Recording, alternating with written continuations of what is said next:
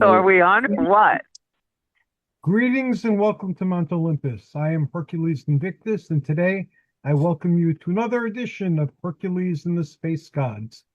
This show is dedicated to the memory of Erich von Daniken, who inspired many legends and changed the world, especially our worlds. And today I've gathered a bunch of explorers into ancient mysteries and other rare things, and we're going to be discussing how he influenced our lives. So I'm going to start, as with all things, with Tim Schwartz. Greetings, Tim.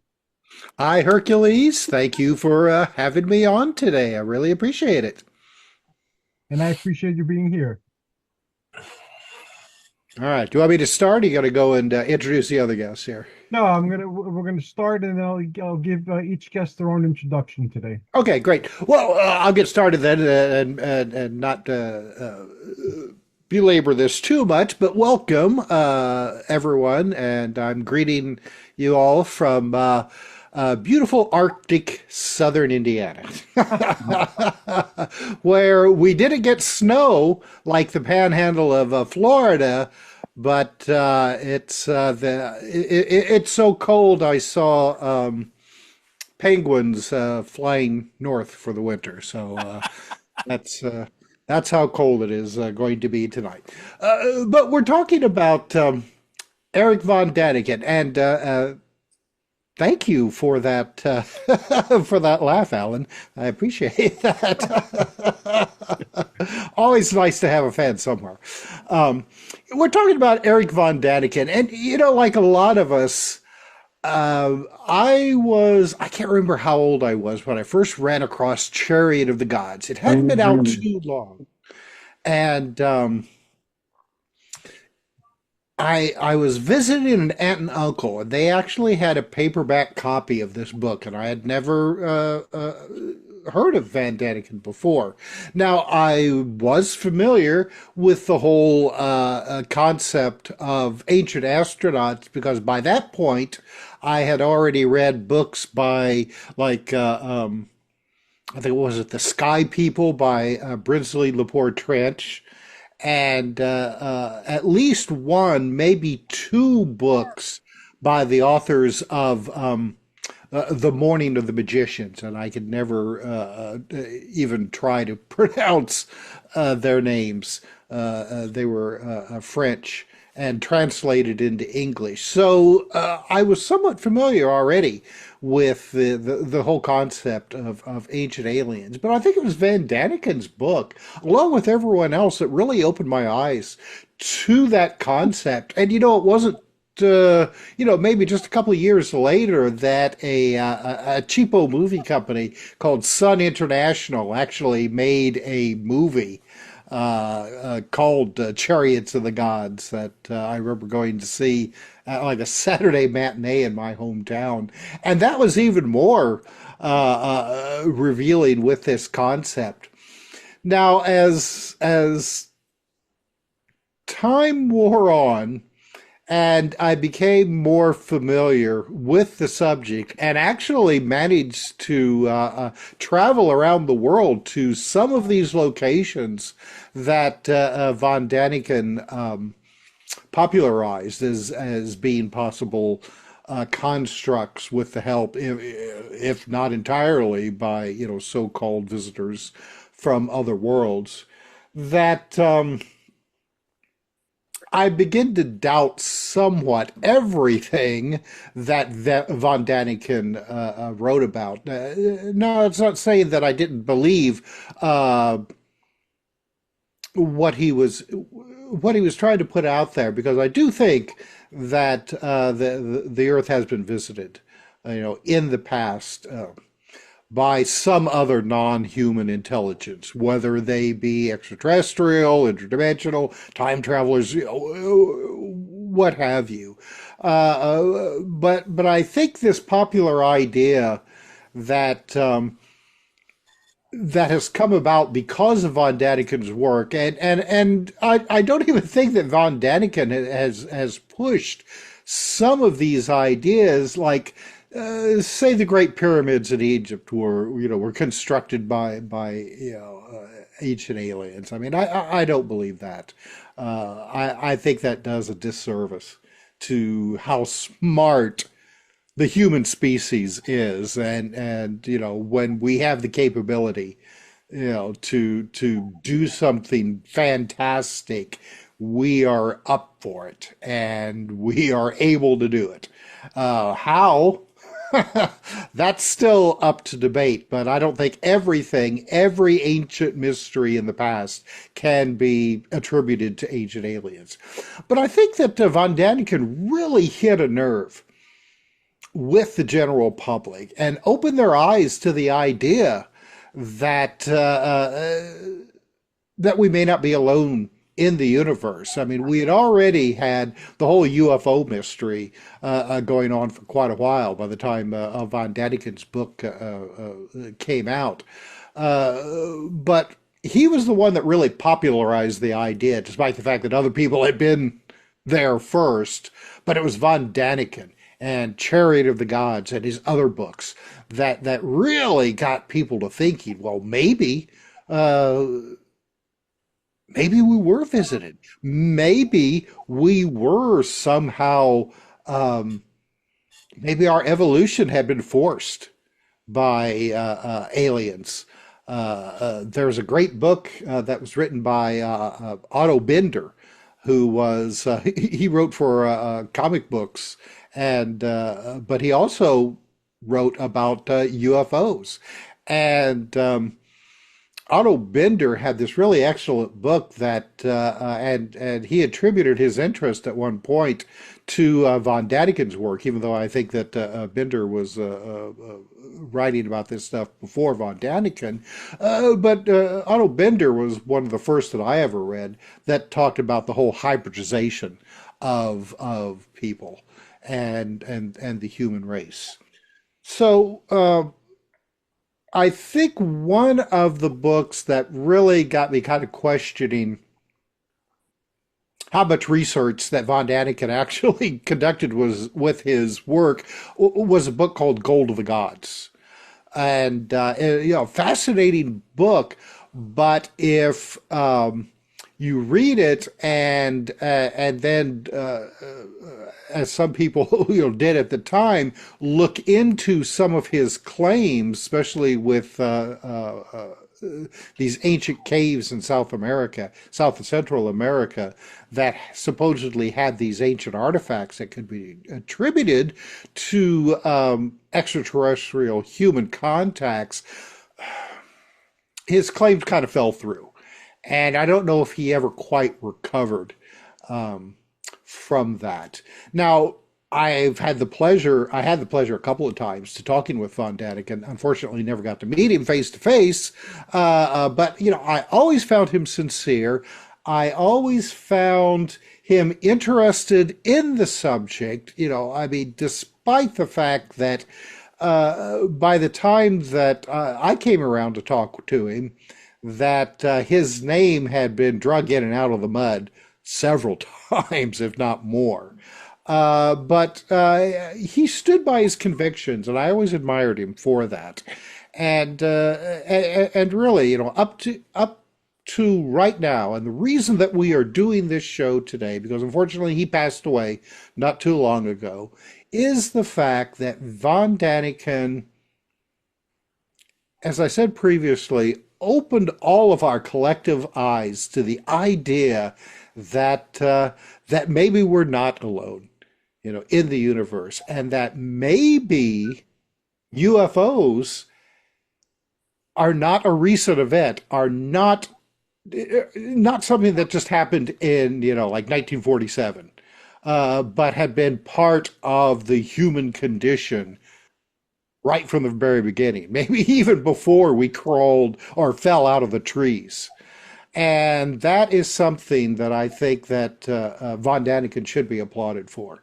I mean, he may have got some of his facts wrong, but the fact that he led us to where we are today and tonight, talking about him with this whole concept of extraterrestrials and maybe our part in these contacts with not only Earth, but maybe other worlds as well, that we're not alone and that we are just as much a part of all of this. And I cherish that idea, and I cherish the ideas that Erich von Daniken gave us. Mark, excuse me. And I'll leave it at that, Hercules. Thank you very much. And I forgot to say that Tim is a writer, a researcher, a publisher, a speaker in much demand, and he's been on Ancient Aliens and a lot of these shows. So Tim is very well known. Thank you very much, Tim. That was an awesome introduction, as all your introductions are. Thank you, Hercules. And now we move on to the magician among us, Alan Greenfield, who has an intimate knowledge of other dimensions and other worlds. Alan, what are your thoughts about Erich von Daniken?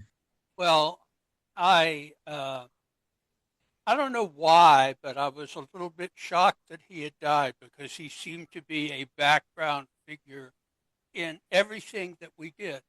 And as I said in my little tribute to him on, I think it was on Facebook, but it's gone viral. The reality is that von Daniken was not by any means the first person to discuss the possibility of high-tech visitations from elsewhere in the universe. But he was, how shall I put this? He was the one who got the broader public to think about that with Chariot of the Gods. And I mentioned that I was doing this program to another senior magician, and to my astonishment, because magicians should know better, he said, "Oh well, von Daniken before he got into this stuff was imprisoned for fraud about something entirely different." And I said, "Well, yes, I've heard that." And so, because while he was not the originator, the fact is that his personal history is a lot less important than what he accomplished in terms of awareness, not just among the broader public, but among many investigators. I mean, out of the Jim Moseley's discussion and lecture committee in Manhattan came a group called the Consultants Committee on Semitic Philology. Well, what does Semitic philology have to do with any of this? Well, two of the major movers and shakers in that was Jack Robinson and Rabbi Yonah Ibn Aaron, also known as Yonah Fortner, who were part of the Moseley Circle. And they were postulating as far back as the 1950s something that Zecharia Sitchin did much later, which was retranslating ancient documents in the light of current understandings about non-terrestrial origins. And it seemed to me that they were, when Chariot of the Gods came out, and I, bought it right away. In fact, somebody sent me a copy of the cover from the original edition of that. It was a sensation at the time, and as Tim alluded, as time has gone by, his star faded. But still, what he set in motion, Yonah did not do that. Sitchin, to a lesser extent, may have done that later, but von Daniken was the root out of which the whole tree of the concept of ancient aliens, to borrow the History Channel's version of it, grew and continues to grow. Now, most people who know where I'm coming from think correctly that I am not so big on the idea of ET, but UT. And that's not some urological disorder, that's ultra terrestrial. And I think that that is probably the case. I also think that what von Daniken was interpreting as um, extraterrestrial visitations, somewhat along the same lines that Tim was going there. I think human beings are quite capable of doing and have been capable of doing for hundreds of thousands of years, which begs the question, how come the oldest civilization created by human beings is tens of thousands of years less than when the human mind had developed into our present state of intelligence, like military intelligence. So maybe the real truth of this is that there were pre-existing human civilizations that were relatively advanced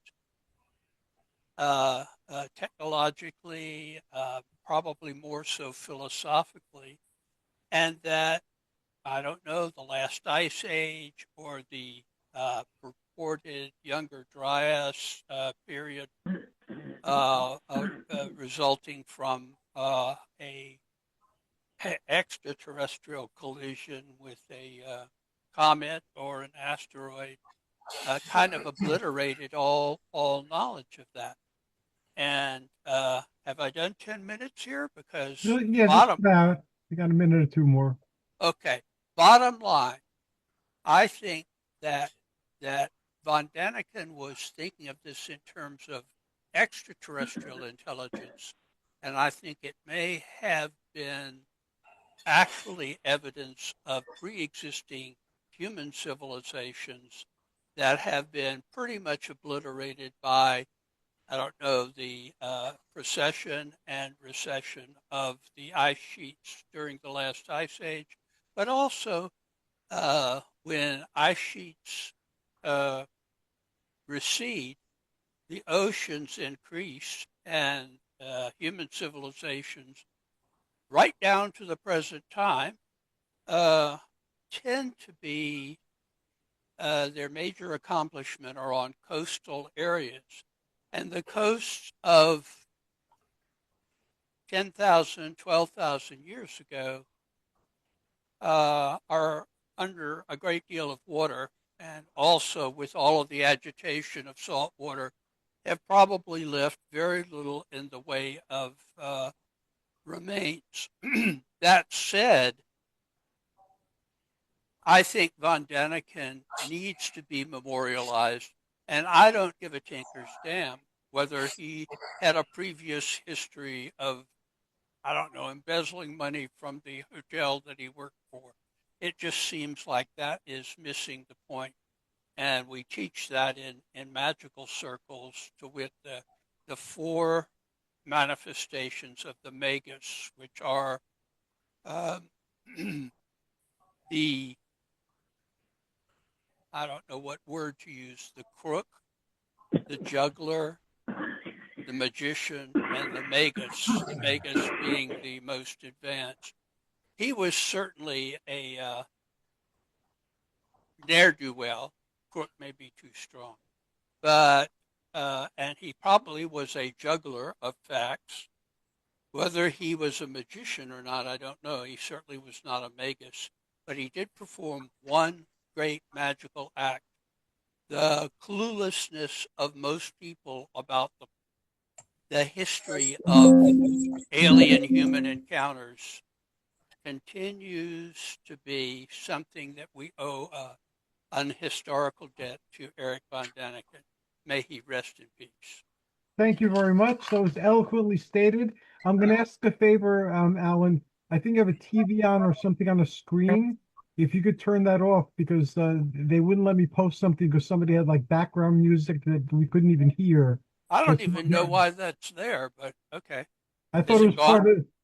part of the overall effect that you were putting in. No, no, no. The only thing that's part of the effect are these uh, Freemason guys. Dr. D summoning a ghost. Oh, very cool. Thank you very much, sir. You're welcome, sir. Next, we're going to go to Michael uh, K. Waterman, who's also known as Setna of Khemet, and who's part of the Order of Michael, where Michaels get together and discuss angelology. Greetings, Setna. How are you? I'm very well, thank you. Unlike the rest of the world, I'm not, and except for Paul, I'm not freezing. It's about 52 degrees here. I see Paul's even got a hat on. Good heavens. Well, I have also. Um, I did get a chance to see Eric in person. He came to Nassau Community College in 1977. He lectured. I bought the book Chariots of the Gods and I was all excited. I was taking a quote unquote occult class, and they brought up the concept of aliens and other interesting things. I also had met Hans Holzer at the same time. Alan, if you want to talk about people who are, um, how shall I say, hucksters or shysters or whatever, um, I went with. Um, I went to the Amityville house with Hans Holzer, and we got there, and all the different paranormal events that were supposed to be there were not showing up. And then later on, he writes the Amityville Horror 2, which he completely, in real life, was saying, oh, none of that really exists because of this, this, and this. So that was kind of an interesting thing. Mr. Von Daniken was talking about his show, his book and things. I never got a chance to say hello to him. There were mobs, of course, at the college from different places, but I thought he spoke well.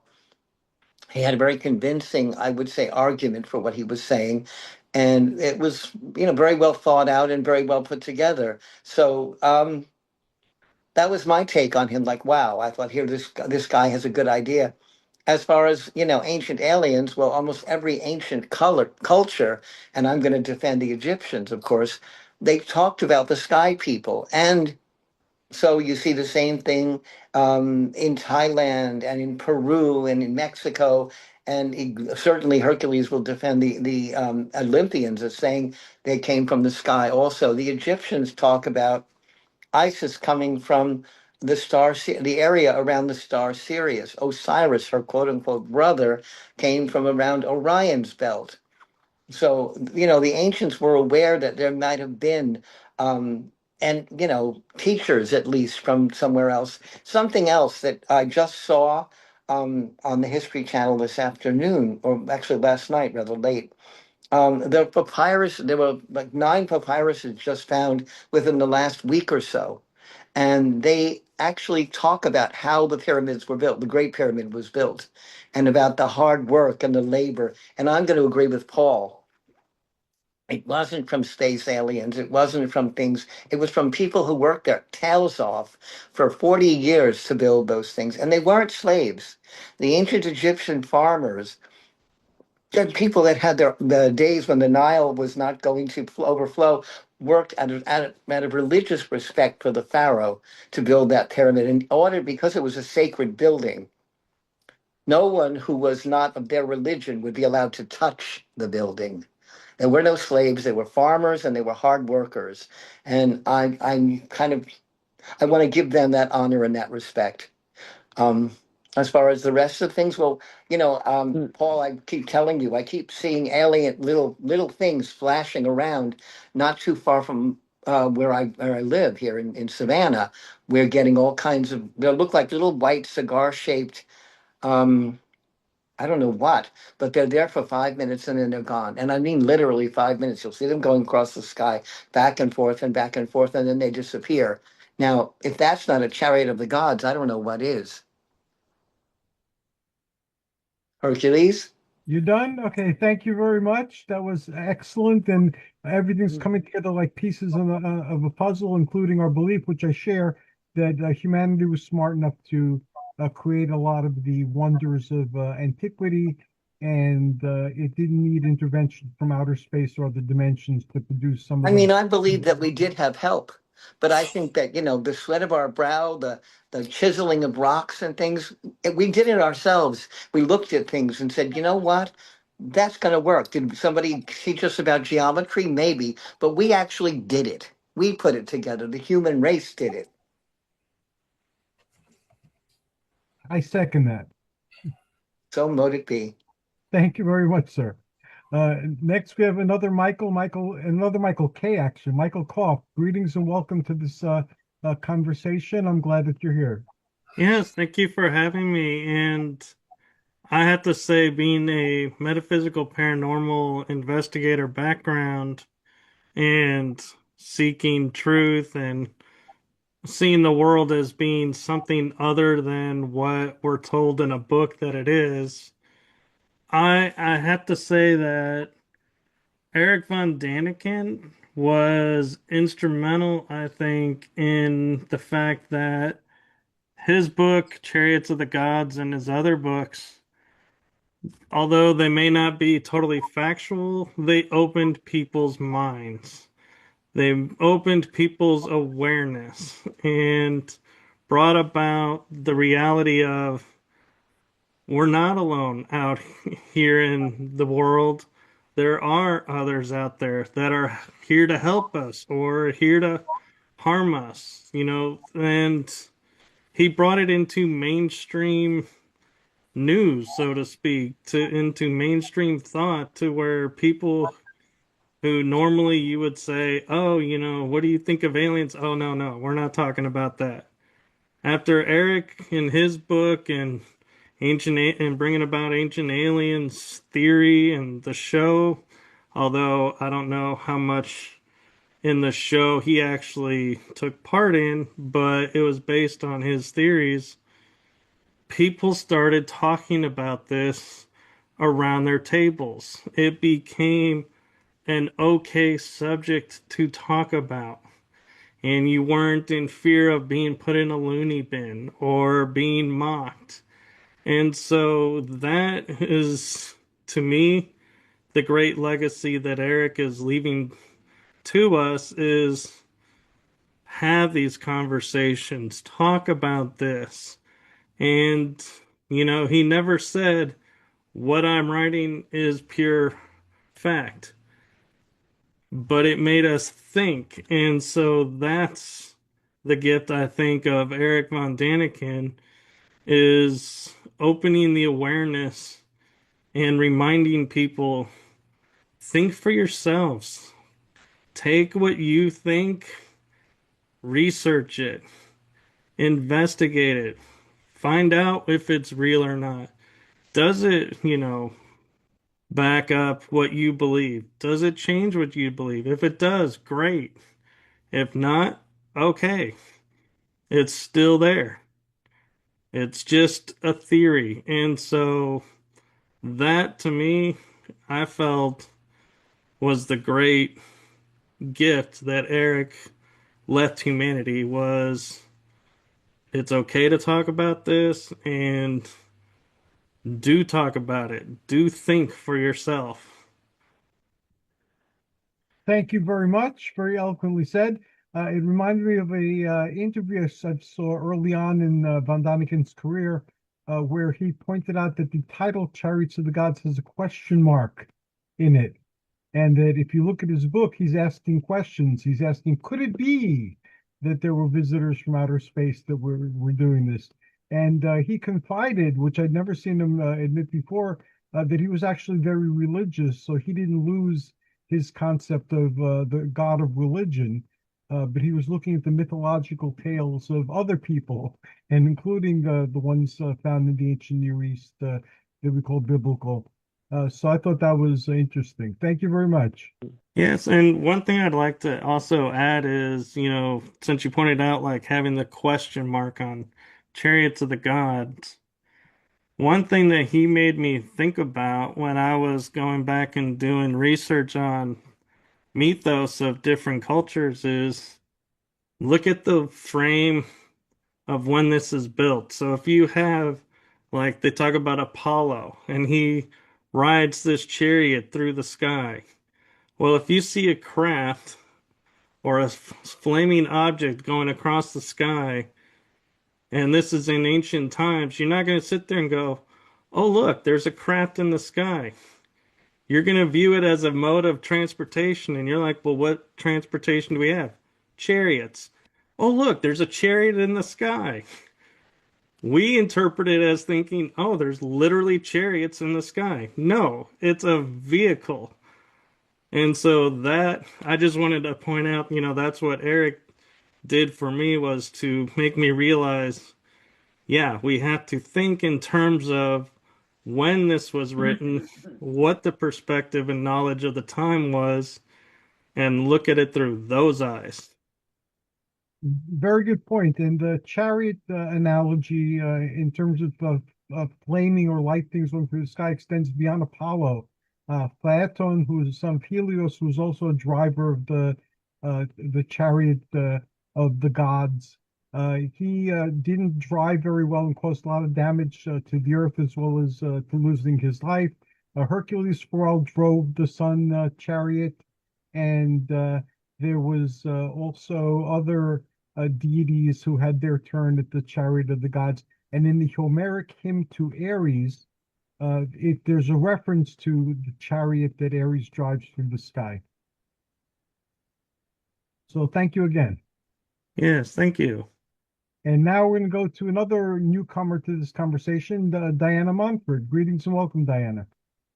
Greetings. Hello. What a fascinating conversation. Well, I first became aware of Chariot of the Gods when I was about 12 or 13. My father was very much into all things psychic and metaphysical, and he bought the book, and I read it, and I found it fascinating.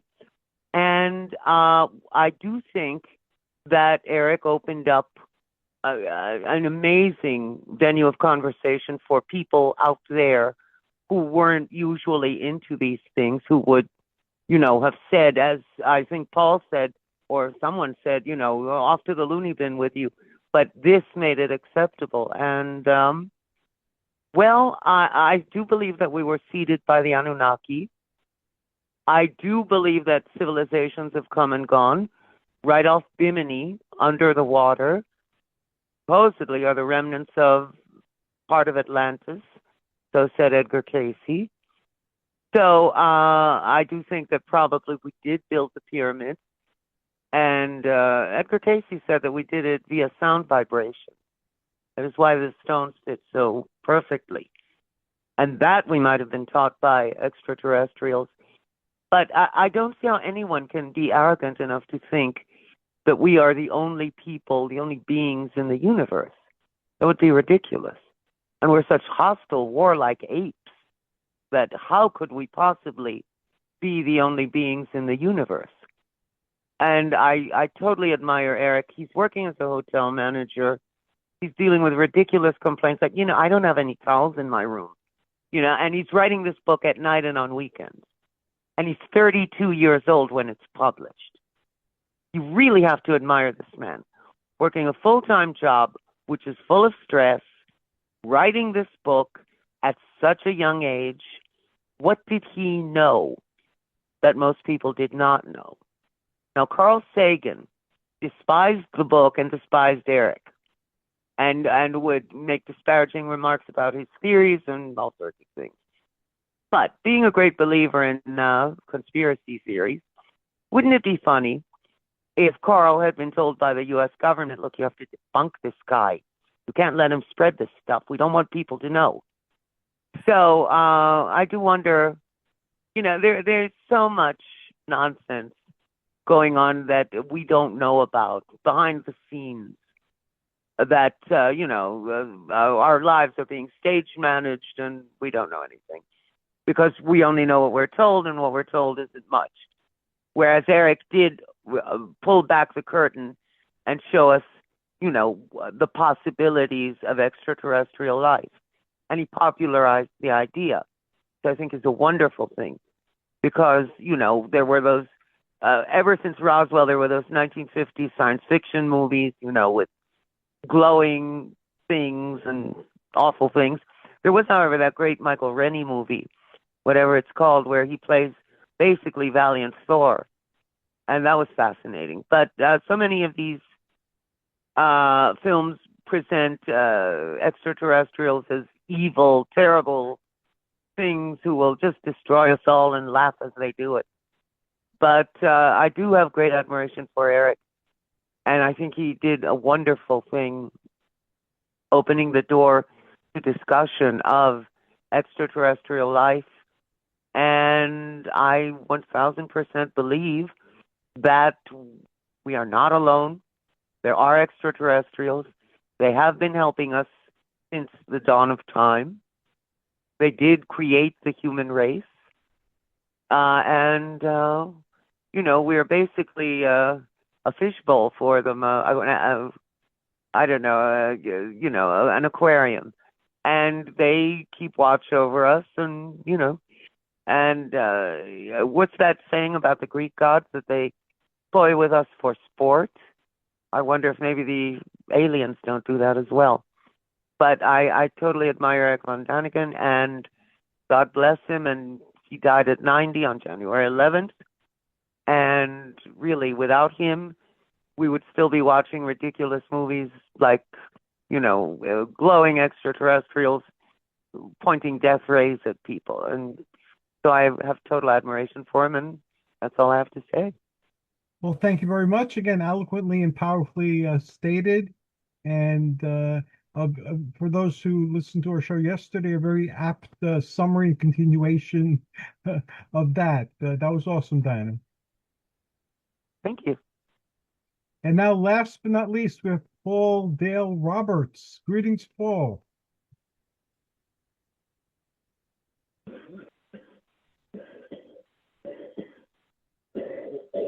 Paul, you're muted. Oh, okay. Now everybody, I'm here. Okay, yeah, Erich is one of my heroes. Growing up, real quick, I lived in a haunted house as a little boy. So I became very interested in paranormal. I built this tree house in this beautiful oak tree, and I would take books by Brad Steiger up there and comic books. My friends would bring Playboys, and they said, "How come you don't look at Playboys?" Because I am interested in the paranormal. So I was reading these Brad Steiger books, another one of my heroes. Mine too. And 1968, a book came out called Chariots of the Gods. And I brought that up to the treehouse, and I started reading it too. And I said, wow, this is really interesting. And I was living in Monterey, California, and Monterey Bay is known to have UFOs that go into the bay and UFOs that come out of the bay. So they become unidentified unidentified flying. No, I'm sorry. Unidentified submerged objects when they go into the bay. So a lot of these people were saying, hey, you know, about these UFOs. So when Chariot of the Gods came out, I started reading it and everything else. And I said, a lot of this stuff really makes sense. And if I do believe that we were visited, because if you believe in the Bible, God wasn't born on earth. He's not terrestrial. So that must make him extraterrestrial. If angels fell from the heavens, fallen angels, they are extraterrestrial. So apparently we were at least visited by extraterrestrials. How much they did for us, I don't know. But a lot of things, I mean, like the Garden of Eden sound like some type of testing ground for a new type of hominid, which is man, Homo sapiens. I mean, just looking at things like Russia's Thunderstone, that is 1,250 tons. We have three options: either We did it. We were smart enough to know how to move that stone, maybe using sound. 2, the aliens did it. Or 3, the aliens told us how to do it. I mean, all these mysteries. And it seems like Erich was trying to really open our minds and take these mysteries to the side and say, hey, let's look at this. And that's what I started doing. And then I became really curious on things that Erich was writing. I mean, The Gold of the Gods, History is Wrong, Signs of the Gods. I was reading all these books. You would find them in my treehouse. The Gods Were Astronauts, The Return of the Gods, and of course, 1968, Chariot of the Gods, which opened up everything. And I don't know if he wrote the book of Enoch, but I read that one too. So, yeah, if it wasn't for Erich, I wouldn't even be on the show. But I got to meet a lot of great people. Nick Pope, he endorsed some of my books. Jason Martell, I got to do a radio show with him.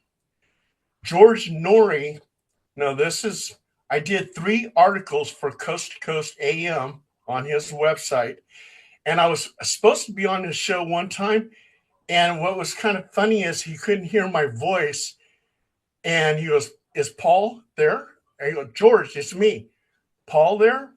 And I go, George, I'm right here on the telephone. And then George hung up on me and goes, I guess Paul hung up on me. I didn't hang up on you. I couldn't hear you. So anyway, after that, he never interviewed me. That was my only chance.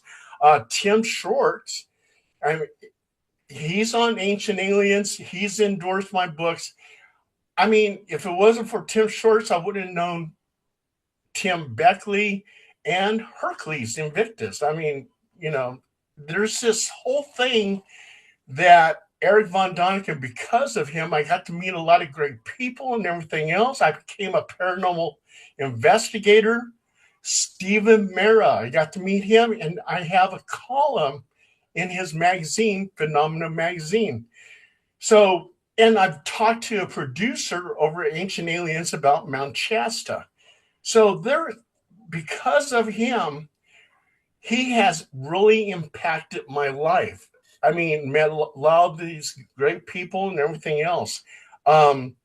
Because of him, I've investigated Area 51, Skinwalker Ranch, Stonehenge. I became a 97 Bravo with military intelligence in South Korea. I said, if anybody knows about UFOs, it would be military intelligence. And come to find out, they knew something about UFOs. And I witnessed it. I mean, no, I didn't see a UFO, but I've seen some photographs that military intelligence has. And I've talked about this on other podcasts. So, yeah, I have a lot to thank Erich von Daniken, and rest in peace, brother. You were great.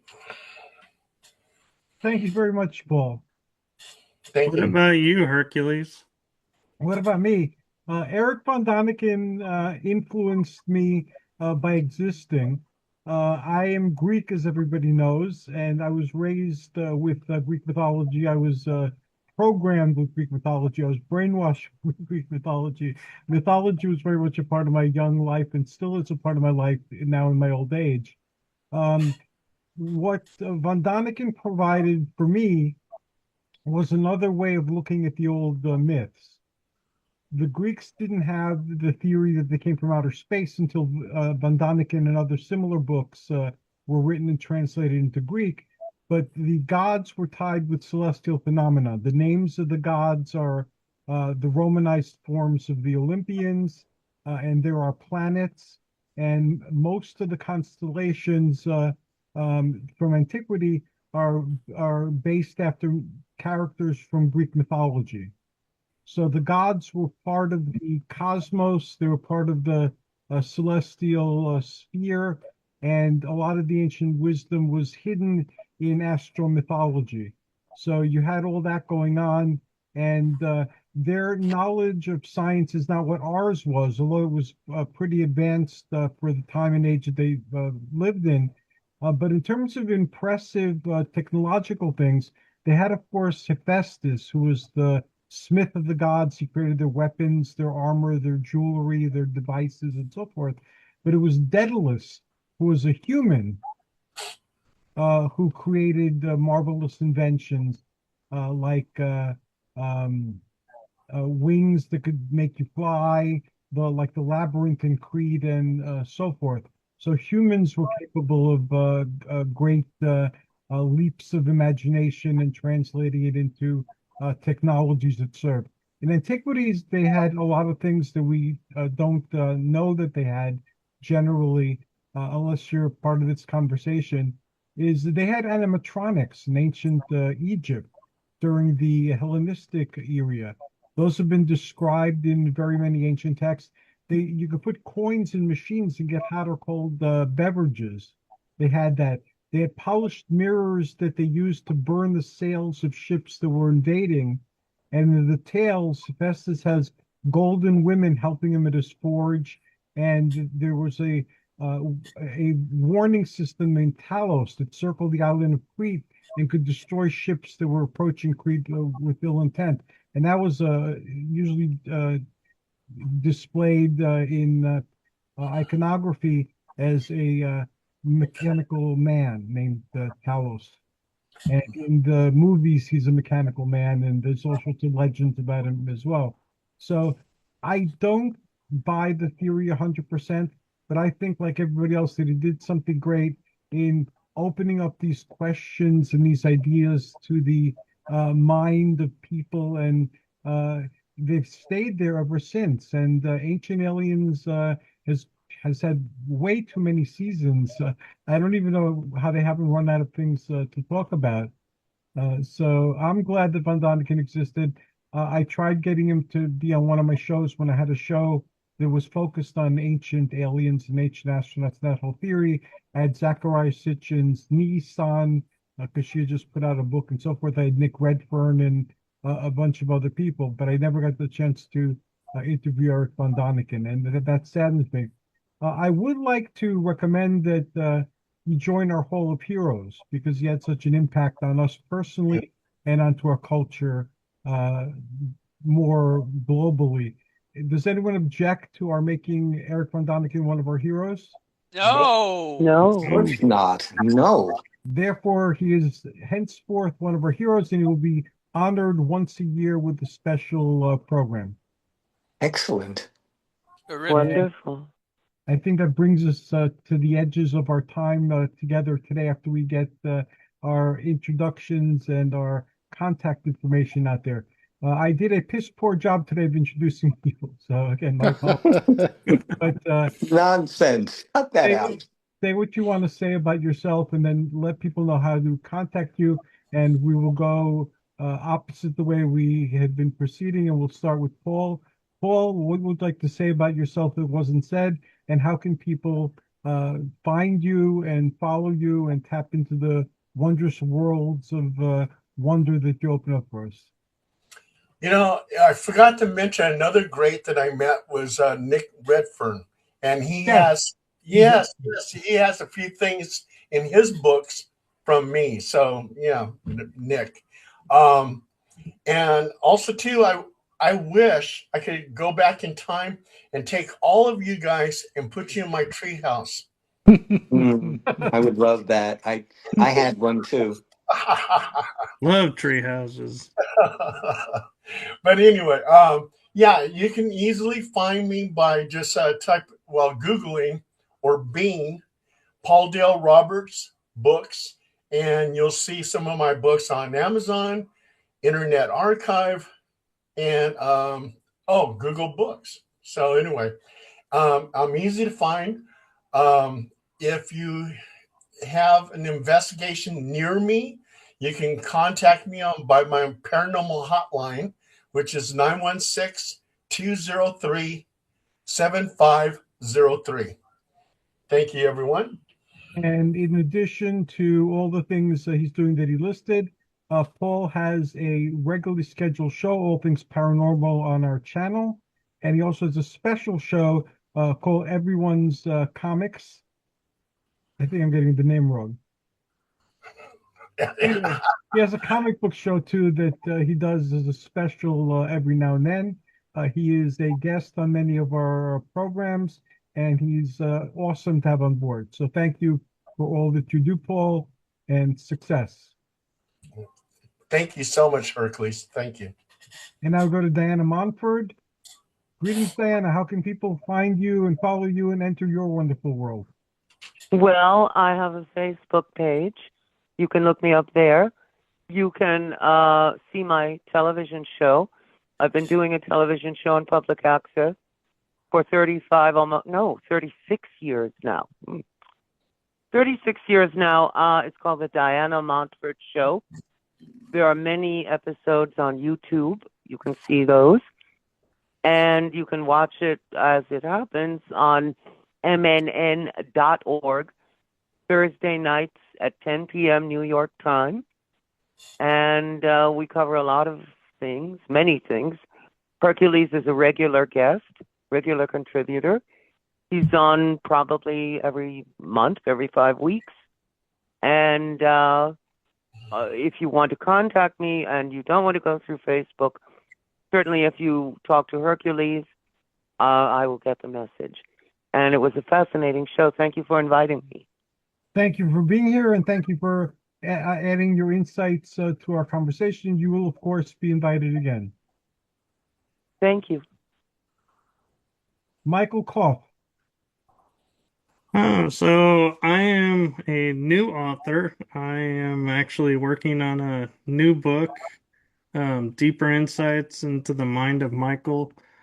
It's the working title. No guarantees it'll stay that way, but I am a podcaster. I have 2 shows that I regularly do, The Energy That Surrounds Us and Writing Through the Unknown. And Paul has me as a guest on his shows every once in a while, so you can find me there. And Hercules has my link tree, which has all the best ways to get a hold of me. And I look forward to more panels with you all, and I enjoy being a part of this. And thank you. We enjoyed having you be a part of it, and you will, of course, be invited back again. Thank you. Thank you for your contribution and your thoughts today. Now, Michael K. Waterman, a.k.a. Setna of Khemet.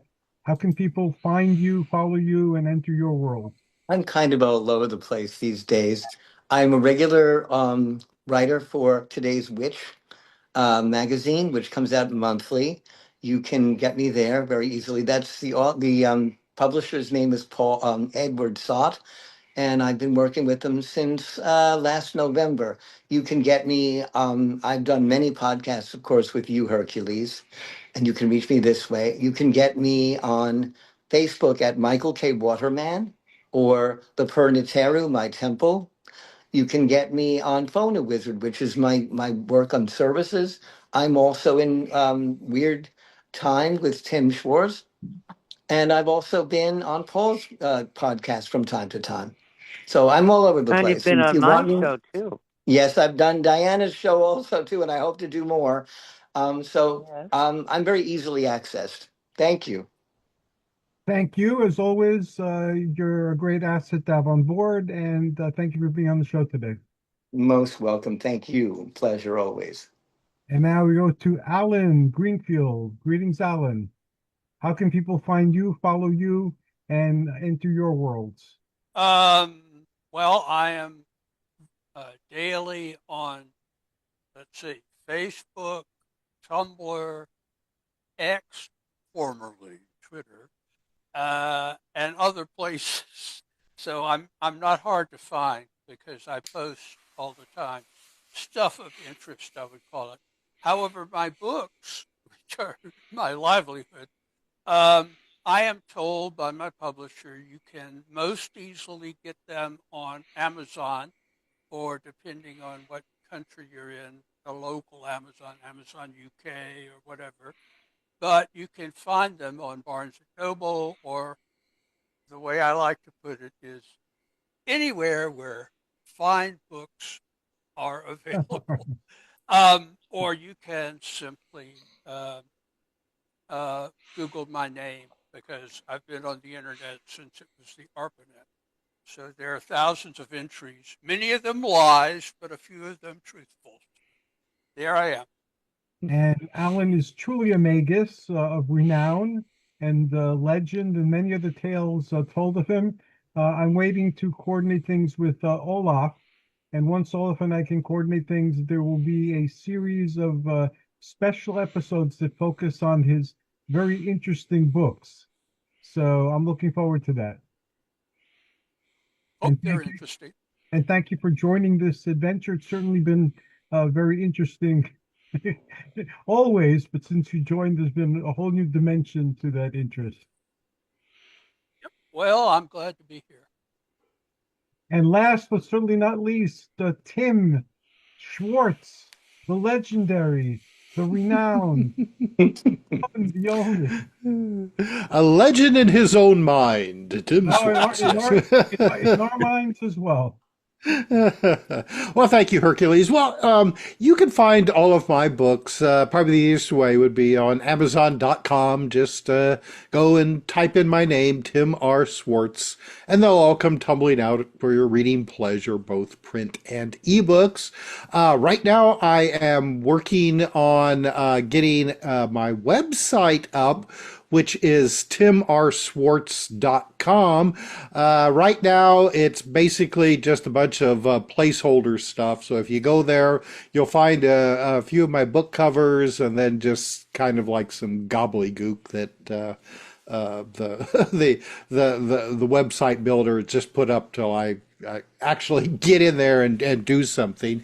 I am right now currently frantically trying to get our latest book finished, which Hercules, Paul, Michael all have chapters in this book, and I will announce officially on this show the title of the book is called The Persistence of Ghost, a cross-cultural study of ghost behavior from ancient times to the modern era.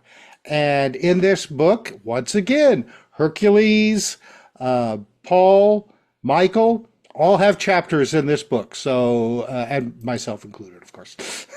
So this should be coming out hopefully in the next month or so. Right now, I'm waiting for Fred Anderson, who is a Swedish researcher, to write a foreword for us. And as soon as that is finished, then hopefully I'll get this book out and published. Thank you very much, Tim. It's always a pleasure to have you on board, and you're an awesome individual.